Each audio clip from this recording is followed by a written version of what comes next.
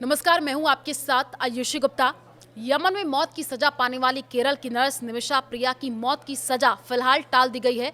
उसे 16 जुलाई को सजाए मौत दी जानी थी और एक रिपोर्ट के अनुसार सूत्रों के हवाले से ये जानकारी अब दी गई है।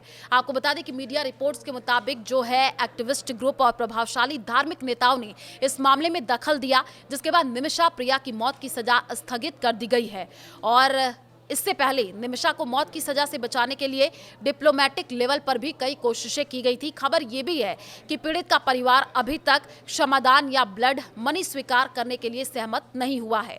भारतीय नर्स निमिषा 2017 से जेल में बंद है और उन पर यमन के नागरिक तलाल अब्दो महदी को ड्रग का ओवरडोज देकर हत्या करने का आरोप लगा है। निमिषा और महदी यमन में एक प्राइवेट क्लिनिक में पार्टनर थे।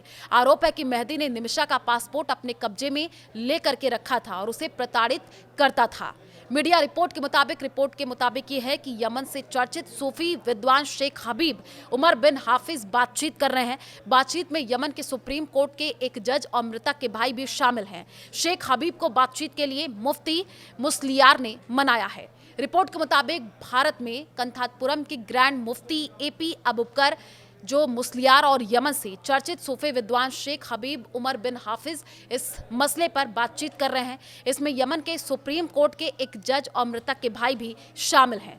यमन शेख हबीब को बातचीत के लिए मुफ्ती मुस्लियार ने मनाया और ऐसा भी पहली बार हुआ जब पीड़ित परिवार का कोई करीबी सदस्य बातचीत को तैयार हुआ है।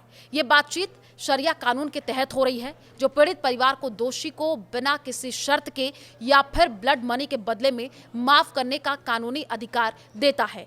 यमन में सिर्फ गोली मारकर ही मौत की सजा दी जाती है। हालांकि यहां पत्थर मारना, फांसी देना और सिर कलम करने का भी प्रावधान है, लेकिन इनका इस्तेमाल नहीं किया जाता है। गोली मारने से पहले दोषी को किसी गलीचे या कंबल पर चेहरा नीचे करके लेटा दिया गया। इसके बाद डॉक्टर देशी को पीठ के ऊपर दिल की जगह पर एक निशान लगाता है और फिर जल्लाद ऑटोमेटिक राइफल से उसकी पीठ में गोलियां मारता है। कुछ मामलों में मृत्युदंड से पहले कोड़े मारने की सजा दी जाती है। यमन के पीनल कोड के मुताबिक किसास, हुदूद और ताजीर के लिए मृत्युदंड का प्रावधान है। आंख के बदले आंख का नियम। इसके तहत हत्या के मामले में पीड़ित के परिवार को ब्लड मनी लेकर के माफी लेने का अधिकार है।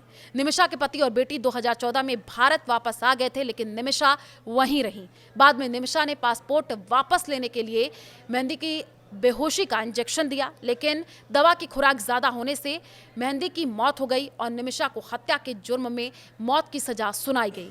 निमिषा पिछले 8 साल से यमन में जेल में है।